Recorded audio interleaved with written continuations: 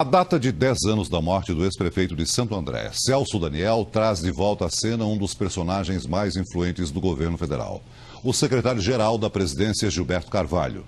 O promotor que acompanhou o caso afirma que o ministro estava envolvido no esquema de desvio de dinheiro da prefeitura da cidade.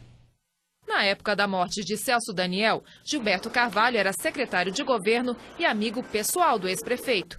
O crime, que 10 anos depois continua um mistério, foi tratado pela polícia como comum. Mas os irmãos do ex-prefeito e promotores sustentam que não foi apenas um sequestro seguido de morte, mas sim um crime encomendado.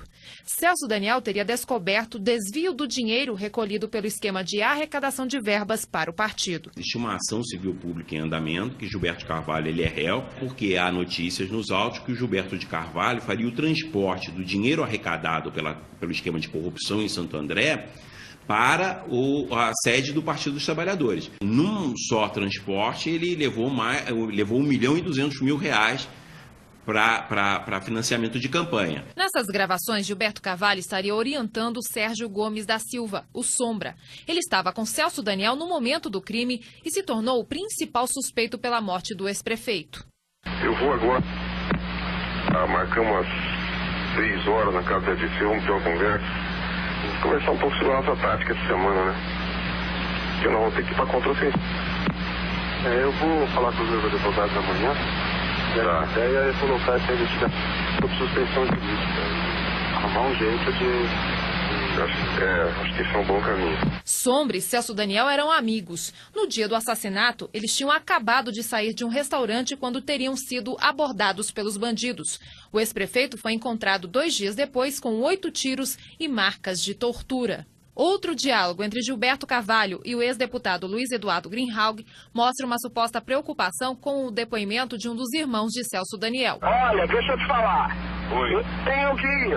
Está chegando a hora do João Francisco ir depor. E antes do depoimento, quero conversar com você para ele não destilar ressentimentos lá, entendeu? Pelo amor de Deus, isso vai ser fundamental.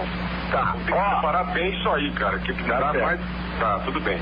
O ex-juiz João Carlos da Rocha Matos, preso por vender sentenças, ouviu as gravações, mas como eram ilegais, teria mandado destruí-las. Depois revelou que os diálogos eram comprometedores, como mostra esta reportagem do Domingo Espetacular, de setembro de 2005. Não há mínima preocupação com a figura da vítima desse bárbaro crime, e sim em botar panos quentes na situação e encobrir atos de corrupção ocorridos em Santo André. De quem especificamente? Do Gilberto Carvalho? Gilberto Carvalho, de esconder provas diante das notícias do que poderia acontecer se a morte do Celso Daniel fosse investigada a fundo. O senador Eduardo Suplicy saiu em defesa de Gilberto Carvalho. Era um dos secretários mais próximos de Celso Daniel, é uma das pessoas que teria o maior interesse de saber, e certamente ele ainda tem, de saber exatamente como é que se sucedeu o assassinato, a morte trágica de Celso Daniel. O ministro Gilberto Carvalho, sempre que é questionado sobre o crime por vários veículos de comunicação, prefere não se pronunciar. 10 anos depois da morte do ex-prefeito, apenas uma pessoa foi condenada, Marcos Bispo dos Santos, que dirigiu um dos carros durante o sequestro. Pelo menos 7 testemunhas foram assassinadas.